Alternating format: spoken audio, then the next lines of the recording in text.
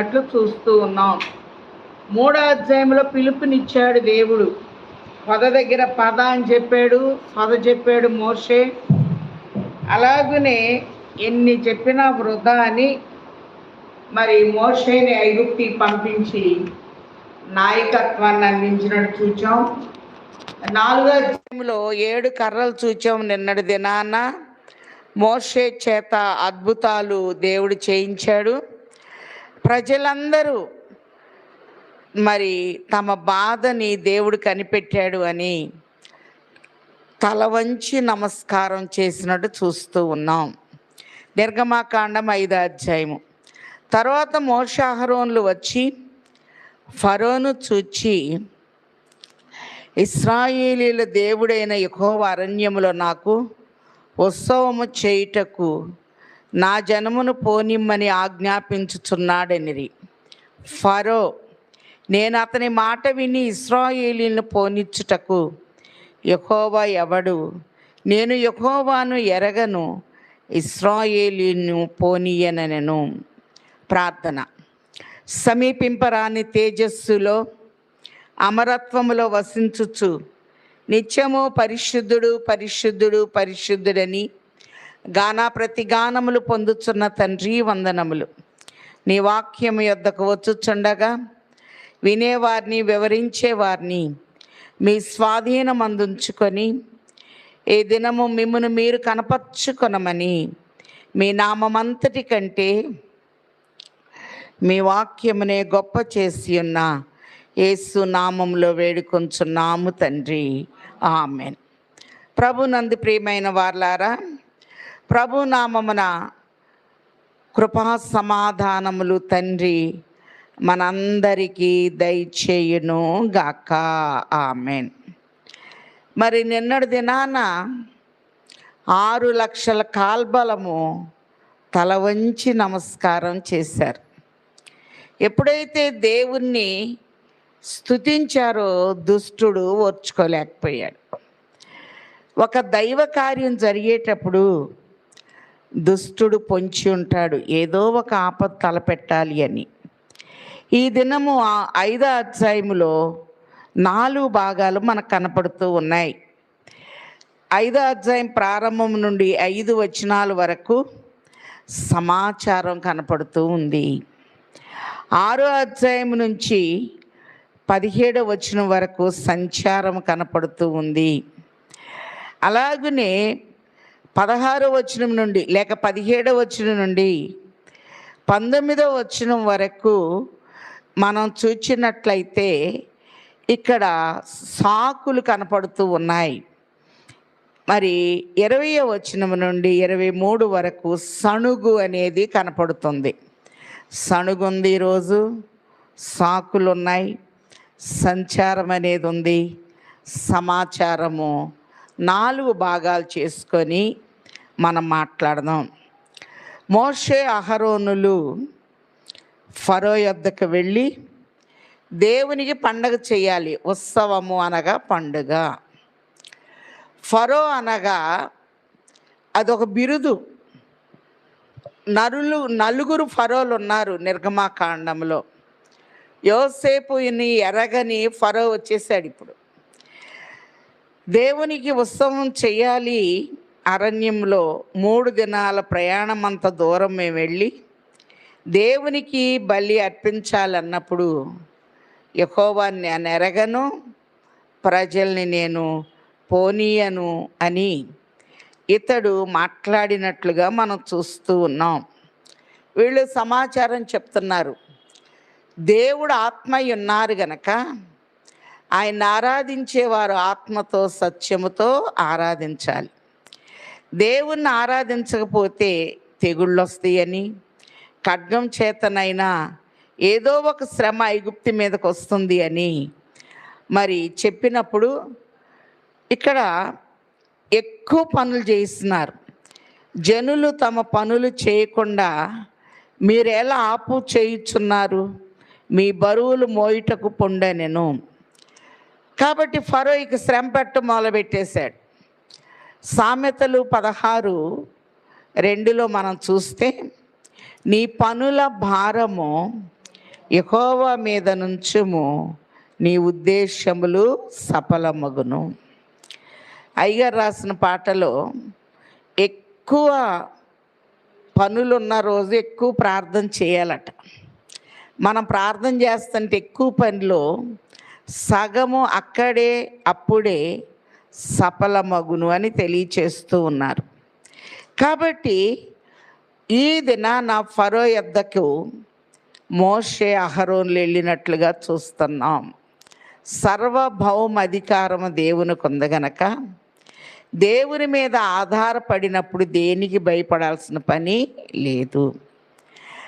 మరి కీర్తన 2లో మనం చూస్తే, అన్యజనులు ఎలా గల్లంతు చేయుచున్నారు, లేక అల్లరి రేపుచున్నారు, ఏలికలు ఏకీభవించి ఆలోచన చేయుచున్నారు, ఆకాశమందు ఆసీనుడగువాడు నవ్వుచున్నాడు అనే మాటలను చూస్తూ ఉన్నాం.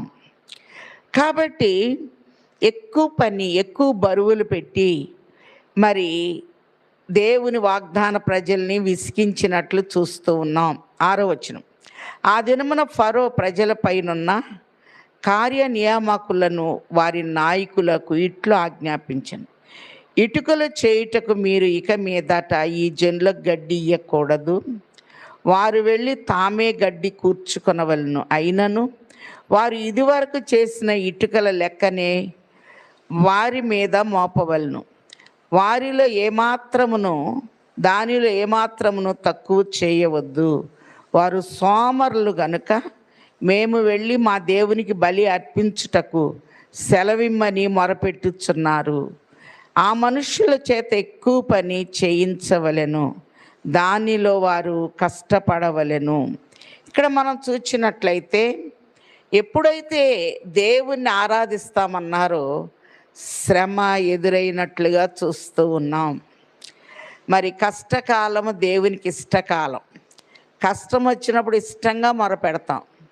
బాధకాలం బహుమాన కాలం. బాధలో ప్రార్థన చేసినప్పుడు దేవుడు బహుమానాన్ని ఇస్తాడు. శ్రమకాలం దేవుని సేవకాలం.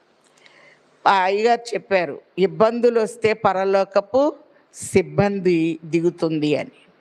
కాబట్టి గుంపుగా ఉన్న వీళ్ళని చెదరగొట్టేశారు. వీళ్ళు ఎవరికి వారు గడ్డిని కూర్చుకొని లెక్క ప్రకారం ఇటుకలు తయారు చేసి ఇవ్వాలి. ప్రపంచమంతట్లో మొట్టమొదట ఇటుకలను తయారు చేసిన వారు ఎవరు అంటే ఈజిప్టియన్స్. ఈరోజు మనం ఇళ్ళకి ఇటుక వాడుతున్నామంటే ఎక్కడి నుంచి వచ్చిందమ్మా ఇటుక? ఐగుప్తు దేశం నుండి వచ్చినట్లే మనం చూస్తూ ఉన్నాం. కాబట్టి ఇటుక తయారు చేయటానికి లెక్కలో ఒక ఇటుక కూడా తక్కువ కాకూడదు. శ్రమ అనేది ఎక్కువైనట్లుగా మనం చూస్తూ ఉన్నాం. నిన్నటి దినాన శిరస్సు వంచి దేవుని నమస్కారం చేశారు. ఈ దినాన ముమ్మరమైన శ్రమ వారి మీదకి వచ్చినట్లుగా చూస్తూ ఉన్నాం. మరి గడ్డి ఇవ్వలేదు, ఇటుకలు తయారు చేయాలంటే ఎలా అని అడిగితే వారు సంచారం చేయటకు అటు ఇటు వెళ్ళిపోయారు. మరి హెబ్రీల్ని ఇష్టానుసారంగా వారు కొట్టినట్లుగా మనం చూస్తూ ఉన్నాం. లెక్క తప్పకుండా చేయాలి. అలాగనే మరి ఒకసారి చూద్దాం 14వ వచనంలో, ఫరో కార్యనియామకులు తాము ఇశ్రాయేలీలలో వారి మీద ఉంచిన నాయకులు కొట్టి ఎప్పటి వల్లనే మీ లెక్క చొప్పున ఇటుకలను నిన్న నేడు మీరు ఎలా చేయించలేదని అడగగా, ఇశ్రాయేలీ నాయకులు ఫరో యొద్దకు వచ్చి తమ దాసులెడల తమరెందుకిట్లు జరిగించుచున్నారు? తమ దాసులకు గడ్డి ఇవ్వరు, అయితే ఇటుకలు చేయడని మాతో చెప్పుచున్నారు. చిత్తగింపుము, వారు తమ దాసులను కొట్టుచున్నారు. అయితే తప్పిదము తమ ప్రజల యందే ఉన్నదని మొరపెట్టిరి. అందుకతడు మీరు సోమరులు. మొదటి అధ్యాయంలో హెబ్రీ కుమార్తెలు చాలా చురుకైన వారు అనే మాట మంత్రసానులు ఇచ్చినట్టు చూస్తున్నాం. ఇక్కడ ఏమంటున్నాడు ఫరో? మీరు సోమరులు. ఇశ్రాయేలీలు తెలివైన వారు, కానీ వీళ్ళు సోమరులు, యెహోవాకు బలి అర్పించుటకు సెలవిమ్మని వారు అడుగుచున్నారు. మీరు పొండి, పని చేయుడి, గడ్డి మీకు ఇయ్యబడదు. అయితే ఇటుకల లెక్క మీరు అప్పగింప తప్పదని చెప్పాను. మీ ఇటుకల లెక్కలో ఏమాత్రమును తక్కువ చేయవద్దు. ఏనాటి పని ఆనాడు చేయవలనని రాజు సెలవీయగా, ఇశ్రాయేలీల నాయకులు తాము దురవస్థలో పడి ఉన్నట్లు తెలుసుకొనిరి. వారు ఫరో యొద్ద నుండి బయలుదేరి వచ్చుచు తమ్మును ఎదుర్కొనుటకు దారిలో నిలిచి ఉన్న మోషే అహరోన్లు కలుసుకొని, యెహోవా మేము చూచి న్యాయము తీర్చునుగాక. ఫరో ఎదుటను అతని దాసుల ఎదుటను మమ్మును అసహ్యులుగా చేసి మమ్ము చంపుటకై వారి చేతి ఖడ్గమిచ్చితిరని వారి తనగా మోషే యెహోవా యొద్దకు తిరిగి వెళ్ళి, ప్రభువా, నీవేళ ఈ ప్రజలకు కీడు చేసితివి, నన్నేలా పంపితివి? నేను నీ పేరట మాటలాటకు ఫరో యొద్దకు వచ్చినప్పటి నుండి అతడు ఈ జనుల కీడు చేయుచున్నాడు. ఈ జనులను నీవు విడిపింపను లేదు. ఇప్పుడు మోషే దేవుని దగ్గర మొరపెడుతూ ఉన్నాడు. కాబట్టి నిండు శ్రమ ఉన్నప్పుడు మనం మొరపెట్టినప్పుడు దేవుడు జవాబిస్తాడు. కాబట్టి కీర్తన 26వ వచనంలో ఒక మాట ఉంది, నీ ప్రార్థనలన్నీ యెహోవా సఫలపరచునుగాక. వీరు పక్షంగా ఎవరు విజ్ఞాపన చేస్తున్నారు అంటే మోషే చేస్తూ ఉన్నారు. ఇక్కడ ప్రార్థన పద్ధతులు 7 పద్ధతులు చూద్దాం. ఎలా మనం ప్రార్థన చేయాలో, దేవుని దగ్గర ఎలా జవాబు తెచ్చుకోవాలి అనే విషయాల్ని కొన్ని ఈ దినాన్ని చూద్దాం. 2వ దినవృత్తాంతముల గ్రంథము 6వ అధ్యాయము, 2వ దినవృత్తాంతముల గ్రంథము 6వ అధ్యాయము 13వ వచనంలో చూస్తే సొలొమోను చేసిన ప్రార్థన.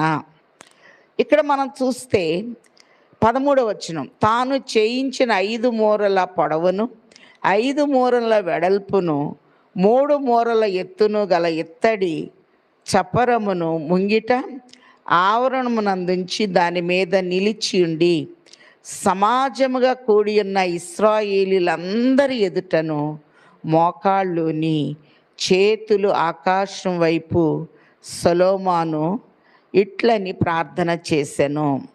ప్రజలందరి ఎదుట సొలొమోను మోకాళ్ళుని ఆకాశం వైపు చేతులెత్తి ప్రార్థన చేశాడు. ఆ ప్రార్థనకి జవాబు వచ్చింది. యెహోవా ఇశ్రాయేలీల దేవా, హృదయపూర్వకంగా నిన్ను అనుసరించుచు నీ భక్తులకు నిబంధనను నెరవేర్చుటకు కృపచూపుచు నుండు. నీ వంటి దేవుడు ఆకాశమందైనను భూమి అందైనను లేడు. నీ సేవకుడైన దావీదు అను నా తండ్రితో నీవు సెలవిచ్చిన మాట నెరవేర్చి ఉన్నావు. నీ వాగ్దానము చేసి ఈ దినమున కనపడుచున్నట్లుగా దాన్ని నెరవేర్చి ఉన్నావు. కాబట్టి సొలొమోను మోకరించి ఆకాశం వైపు చేతులెత్తి ప్రార్థన చేశాడు. యేసు ప్రభు కూడా యోహాను సువార్త 17వ అధ్యాయంలో, తండ్రి నీవిచ్చిన వారిని తిరిగి నీకు అప్పగిస్తున్నాను, చేయుటకు నీవు నాకు ఇచ్చిన పనిని సంపూర్ణముగా నెరవేర్చి భూమి మీద నేను నిన్ను మహిమపరచితిని అని చెప్పినట్లుగా చూస్తూ ఉన్నాం. కాబట్టి సొలొమోను మోకాళ్ళ మీద ఉండి ప్రార్థన చేసినట్టు చూస్తూ ఉన్నాం. రెండవదిగా ఏలియా ఎలా ప్రార్థన చేశాడో చూద్దాం. 1 రాజుల గ్రంథము 19వ అధ్యాయం 4వ వచనంలో, ఏలియా 2 కాళ్ళ మధ్యకు తన తల పెట్టి ఒక ఇంద్రధనస్సులాగా వంచబడి 3.5 సంవత్సరాలు ఆగిపోయిన వర్షము కొరకు ఆయన ప్రార్థన చేశాడు. అంటే ఆ ఊర్లో ఎవరు ప్రార్థన చేయలేదా? ఏలియాలు 7 లక్షణాలు ఉన్నాయి. 1 గురి, 2 గిరి, 3 పురి, 4 సిరి, 5 సరి, 6 దరి, 7 బరి. బరి అంటే పందెం. పందెం వేస్తున్నాడు. బరిలో దిగి ఒక దరిని నిలిచాడు గురి కలిగిన ఏలియా. కాబట్టి గిరి అంటే కర్మేలు పర్వతం, పురి అంటే ప్రార్థన వెంట ప్రార్థన. పైకి పంపుతున్నాడు. సిరి అనే వర్షం వచ్చింది, పరిస్థితి అంతా సరైంది. ఏలియా ప్రార్థన చల్లారిపోయిన స్థితిలో నీళ్లు పోయించి నిప్పును రప్పించాడు. కందకమంతా నీళ్లతో నింపి ప్రార్థన చేయగానే పైనుండి అగ్ని వచ్చి దహించి వేసినట్టు చూస్తున్నాం. ఇశ్రాయేల్ దేశంలో కర్మేలు పర్వతం, మీలో చాలామంది వచ్చారు కదా. ఏలియా కత్తి పైకెత్తిన స్టాచ్యూ అక్కడొక్క చోటే మనకు కనపడుతూ ఉంటుంది. దేశమంతట్లో ఎక్కడ ఏ విగ్రహము అనేది మనకి కనపడదు. ఏలియా తన తల 2 మోకాళ్ళ మధ్యకి తెచ్చాడు, అంటే ఇట్లా వంచబడి ఇంద్రధనుస్సులాగా ప్రార్థన చేశాడు. సొలొమోను మోకరించి చేతులు పైకెత్తి ప్రార్థన చేశాడు. ఆలయములోనికి మహిమ అనేది వచ్చింది. ఏలియా వంచబడి ఇంద్రధనుస్సులాగా 7 సార్లు ప్రార్థన చేస్తే ఆయన ప్రార్థన మధ్యధరా సముద్రాన్ని చిలికి అరచేయంత మందమంత మేఘం వచ్చి వర్షాన్ని కురిపించింది. అలాగనే పెరుగును బాగా చిలికినప్పుడు వెన్నొస్తుంది. ఏలియా ప్రార్థన సముద్రాన్ని చిలికి అరచేయంత మందముతో మేఘం తీసినప్పుడు 3.5 సంవత్సరాలు ఆగిపోయిన వర్షము భూమి మీద కుమ్మరింపబడినట్లుగా మనం చూస్తూ ఉన్నాం. అలాగనే 3వ ప్రార్థన యోనా. యోనా అనగా పావురము లేక గువ్వ. 4 అధ్యాయాలు ఉంటుంది. మొదటి అధ్యాయంలో పారిపోయిన యోనా, 2వ అధ్యాయంలో పడవేయబడిన యోనా, 3వ అధ్యాయంలో ప్రార్థించిన యోనా, 4వ అధ్యాయంలో పాఠము నేర్చుకున్న యోనా. మరి యోనానెత్తి సముద్రంలో పడేశారు. అలా పడేయంగానే ఎలా తిమింగళం వచ్చి మింగేసిందట. చేప గర్భములో ఉండి ఆయన చేసిన ప్రార్థన 1,20,000 మందిని మార్చినట్లుగా చూస్తున్నాం. కాబట్టి చేప నీటికి ఎదురీదుతుంది. చేప 5వ దినపు సృష్టి, మానవుడు 6వ దినపు సృష్టి. మరి చేప నీటిని పాయలు చేసుకొని ఎదురీదుతూ ఉంటుంది. దేవుని పిల్లలమైన మనం కూడా పరిస్థితిని పాయలు చేసుకొని ఎన్ని అడ్డులు గడ్డులు ఉన్నా ముందుకు వెళ్ళాలే కానీ సాగిపోడి అన్నారు. ప్రభు ఎన్నడూ ఆగిపోండి అని చెప్పలేదు. యోనా గ్రంథం 2వ అధ్యాయము 2 నుండి 5 వచనాలు చూస్తే తిమింగళపు కడుపులో ఉండి బలమైన ప్రార్థన ఆయన చేసినట్లుగా చూస్తూ ఉన్నాం. 4వ ప్రార్థన దానియేలు చేశాడు. దానియేలు గ్రంథం 6వ అధ్యాయం 10వ వచనంలో యెరూషలేము వైపు కిటికీలు తీశాడు. తీస్తే ఎంత ప్రమాదమో తెలుసు. యెరూషలేము ఆయనకి ఏం కనపడదు. ఈయన గల్ఫ్లో ఉండి చేస్తున్నాడు. యెరూషలేము ఏ వైపు ఉంటుందో ఆ వైపు కిటికీలు తీసి దానియేలు ప్రార్థన చేస్తున్నాడు. తెలుసు ఈయనకి తీసుకెళ్ళి సింహం బోన్లు వేస్తారని. కానీ తన పద్ధతి ఏమీ మార్చుకోలేదు. వెంటనే ప్రజలు సందడిగా వచ్చి, ఇదిగో దానియేలు 30 రోజుల వరకు ఎవ్వరూ ప్రార్థన చేయకూడదంటే మీకు వ్యతిరేకంగా ప్రార్థన చేశారని చెప్పి తీసుకెళ్ళి సింహం బోన్లు వేశారు. మరి దేవుడు ఆయన ప్రార్థన విన్నాడు గనక రాజు ఉపవాసం చేశాడు. పొద్దున్నే వచ్చి అడుగుతున్నాడు, జీవము కలిగిన దేవుని సేవకుడు అయిన దానియేలు, నీ దేవుడు నిన్ను రక్షింపగలిగేనా అన్నప్పుడు రాజు చిరంజీవి అగునుగాక, నా దేవునికి నేను నిర్దోషిగా కనపడ్డాను అని సింహ బోన్లో నుండి దానియేలును బయటికి తీసినట్టు చూస్తున్నాం. కాబట్టి ఇశ్రాయేలీలకి ప్రార్థన చేసుకుంటానికి, ఆరాధన చేయటానికి సమయం లేకుండా ఫరో ఏం చేశాడు? చెదరగొట్టి వేసినట్లుగా చూస్తూ ఉన్నాం. వీరి పక్షంగా ఎవరు చేస్తున్నారు? ఇప్పుడు మోషే అహరోన్లు చేస్తూ ఉన్నారు. మరి మనం సపోర్ట్ అడిగితే పరలోక పరిశుద్ధులు దూతలు మన పక్షంగా చేస్తారు. ప్రభువు దూతలును పరిశుద్ధులున్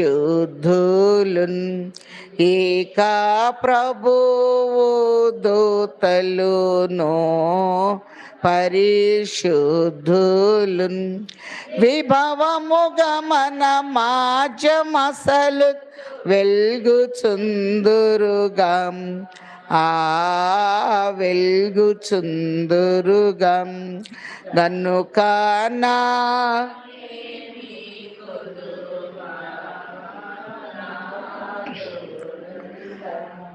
మరి సొలొమోను మోకాళ్ళ మీదుండి చేతులెత్తి ప్రార్థన చేశాడు. ఇలా మనం ఎప్పుడన్నా చేశామా? ఏలియా 2 కాళ్ళ మధ్యకు తల తీసుకొచ్చి ప్రార్థన చేశాడు. 3.5 సంవత్సరాల నుంచి ఆగిపోయిన అంశము నెరవేరింది. యోనా తిమింగలం కడుపులో ఉండి ప్రార్థన చేశాడు. దానియేలు తలుపులు తీసి ప్రార్థన చేశాడు. యెరూషలేము వైపు కిటికీలు తీసి ప్రార్థన చేశాడు. 4వ ప్రార్థన యెహెజ్కేలు ప్రార్థన. ఈ యెహెజ్కేలు అంటే యెహెజ్కేలు గ్రంథం 4వ అధ్యాయం 4వ వచనంలో 390 దినాలు ఎడం గోడ మీద ఇట్లా పడుకొని చేశాడు. 40 దినాలు కుడి గోడ మీద పడుకొని చేశాడు. 390 40 కలిపితే 430 సంవత్సరాలు. ఇశ్రాయేలీలు దాసత్వంలో ఉన్న కాలానికి సంవత్సరమునకు 1 దినము చొప్పున ఈయన ప్రార్థన చేశాడు. 390 దినాలు ఎడంగోడ మీద, 40 దినాలు కుడి గోడ మీద ఆయన ఉపవాసం చేశాడు. ఎంత శక్తి అంటే! యెహెజ్కేలు అనే మాటకు యెహోవా నా బలము అని అర్థం. ఎండిన ఎముకలు కలిగిన లోయలోనికి వెళ్ళి ప్రార్థన చేస్తే గడగడ ధ్వని పుట్టింది. ఎక్కడెక్కడో పడిపోయిన ఎముకలన్నీ ఏ ఎముకి ఆ ఎముక అతుక్కునేటట్టు అయింది. చర్మం వచ్చింది, నరాలు వచ్చినాయి, మహాసైన్యముగా లేచి నిలబడ్డారు. అలాగనే మన ఆశలు ఎండిపోయినాయేమో, అమ్మాయికి అసలు వీటికి నెరవేర్పే రాదు అనుకుంటున్నామేమో. కాబట్టి అందరూ ఒకే పద్ధతిలో ప్రార్థన చేయలేదు. సొలొమోను ప్రార్థన చేస్తే మేఘం దిగింది. అలాగునే ఏలియా ప్రార్థన చేస్తే 3.5 సంవత్సరాలు ఆగిపోయిన వర్షము కురిసింది. తిమింగళం కడుపులో ఉండి యోనా ప్రార్థన చేస్తే 120,000 మంది మారిపోయారు. దానియేలు ప్రార్థన చేసినప్పుడు ప్రభుత్వాలే మారిపోయినాయి, రాజు హృదయం మార్చబడింది. కాబట్టి పారసీక మాదీయుల రాజ్యాల్లో మార్పు అనేది వచ్చివేసినట్టు చూస్తున్నాం. యెహెజ్కేలు ప్రార్థన చేసినప్పుడు ఇశ్రాయేలీలకు విడుదల అనేది కలిగినట్లుగా చూస్తూ ఉన్నాం. ప్రార్థన అనేది పరిస్థితుల్ని మార్పు చేస్తూ ఉంది. కీర్తనల గ్రంథం 20వ కీర్తన 6వ వచనంలో నీ ప్రార్థనలన్నీ యెహోవా సఫలపరచును గాక. మనం ఏం ప్రార్థన చేస్తాం, ఆ ప్రార్థన దేవుడు ఏం చేస్తాడు? సఫలపరచువారై ఉన్నారు. అలాగనే మోషే ప్రార్థన నిర్గమాకాండం 17:11లో మోషే చేతులెత్తి ప్రార్థన చేశాడు. చేతులు దించినప్పుడు అమాలేకీలు గెలిచాడు, చేతులు ఎత్తినప్పుడు ఇశ్రాయేలీలు గెలిచారు. మోషే చేతులు బరువెక్కినప్పుడు ఆదుకొనుటకు అహరోను హూరు వచ్చారు. ఆదుకొనుటకు అంటే చేతులు అలాగే నిలబడి ఉండేటట్టు. ఆదుకున్న వాళ్ళని దేవుడు ఏమైనా విడిచిపెట్టాడా? అహరోనికి పని ఇచ్చాడు, అహరోని పిల్లలకు పని ఇచ్చాడు. అలాగనే హూరు మనవడు బెసలేలకు కూడా పరిశుద్ధ స్థలములో పని చేయటానికి జ్ఞానాత్మతో దేవుడు నింపాడు. మోషే చేతుల్ని ఆదుకున్నారట. 90వ కీర్తన చివరిలో మోషే అంటాడు, మా చేతి పనిని మాకు స్థిరపరచుము, మా చేతి పనిని మాకు స్థిరపరచుము. కాబట్టి కష్టం ఉన్నప్పుడు ఇష్టముగా మనం ప్రార్థన చేయాలి. ప్రార్థన చేసుకుంటానికి కూడా వీళ్ళకి అవకాశం లేకుండా చల్లా చెదురు చేసి వేసినట్లుగా మనం చూస్తూ ఉన్నాం. కాబట్టి ఇప్పుడు మోషే, ఆరో ప్రార్థన మోషే చేతులు ఎత్తినప్పుడు ప్రపంచానికి జాతీయ జెండాలు వచ్చినాయి.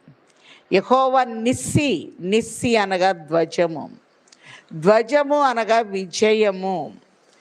కాబట్టి మోషే చేతులు ఎత్తినప్పుడు ఇశ్రాయేలీలకు జయము కలిగినట్లుగా చూస్తూ ఉన్నాం.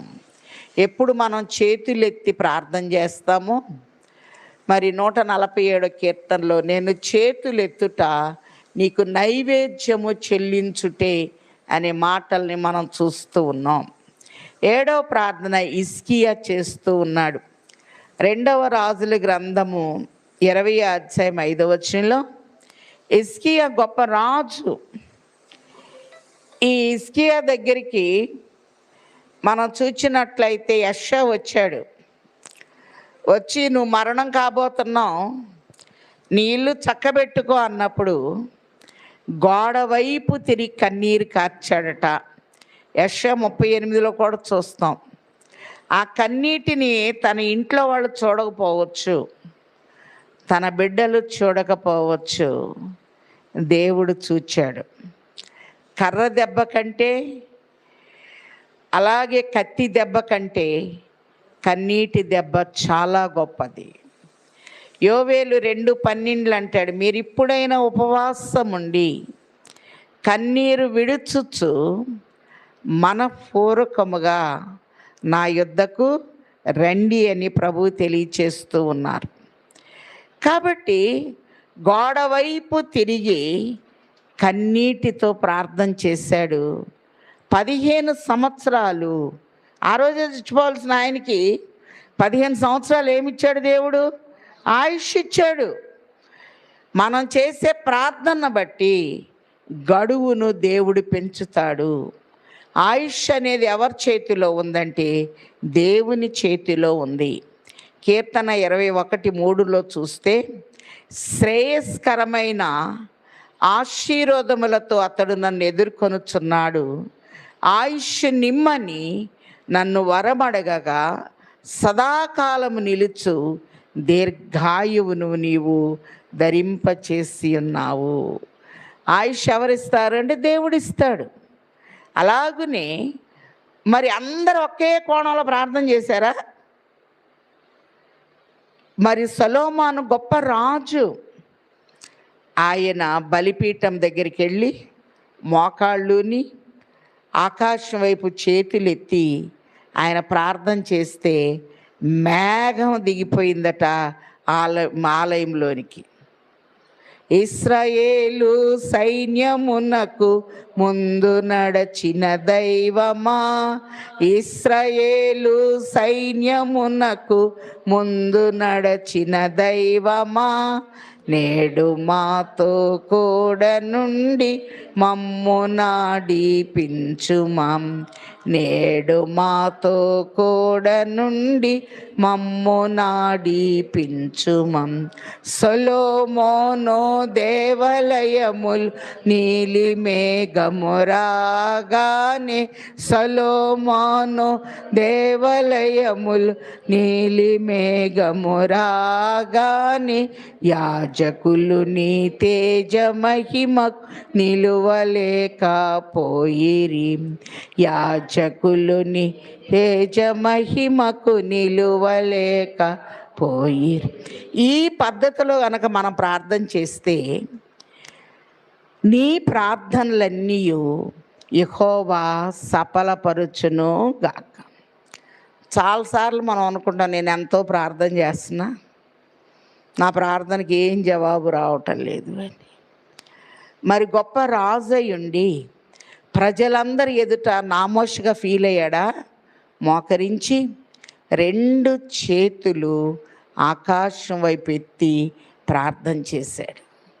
కనుకనే మరి ఎంత చక్కగా 2వ దినవృత్తాంతముల గ్రంథము 6వ అధ్యాయము 14 పై వచనంలో మరి ఇశ్రాయేలీయులందరి ఎదుట మోకాళ్ళుని చేతులు ఆకాశం వైపు చాపి సొలొమోను ఇట్లని ప్రార్థన చేసెను.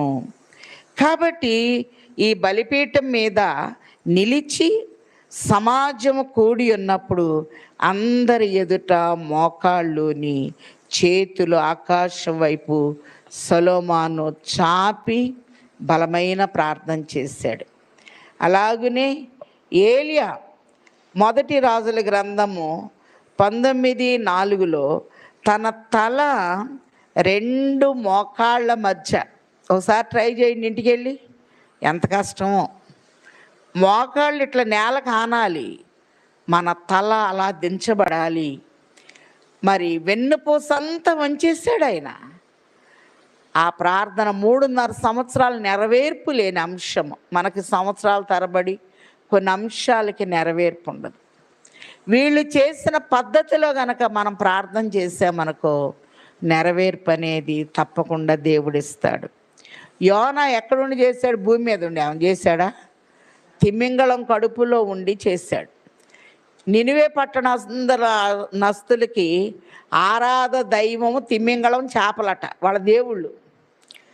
అందరు చూస్తూ ఉంటే చేప కడుపులోంచి అని బయటకు వచ్చాడు తిమింగళం. అమ్మో, దేవత ఒక కుమారుని ఇచ్చింది, ఈ కుమారుడు అటు చెప్తే అటు చేయాలని రాజు మొదలుకొని రాజ్యంలో ఉన్న వాళ్ళందరూ ఉపవాసం ఉన్నారట. 3 రోజుల్లో మార్పు. 1,20,000 మందిని దేవుడు రక్షించినట్టు చూస్తున్నాం.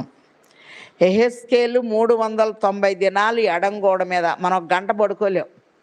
40 దినాలు కుడిగోడ మీద, 430 సంవత్సరాలు ఐగుప్తి దాసత్వంలో ఉన్నవారి గురించి ఆయన చేసిన ప్రార్థనకు దేవుడు జవాబిస్తున్నాడు. అందుకే నువ్వు అంత ప్రార్థన చేయాలి అంటే పాత నిబంధనలో ఒక యెహెజ్కేలుతో ఈ పుస్తకము తీసుకొని తినివేయుము అన్నాడు.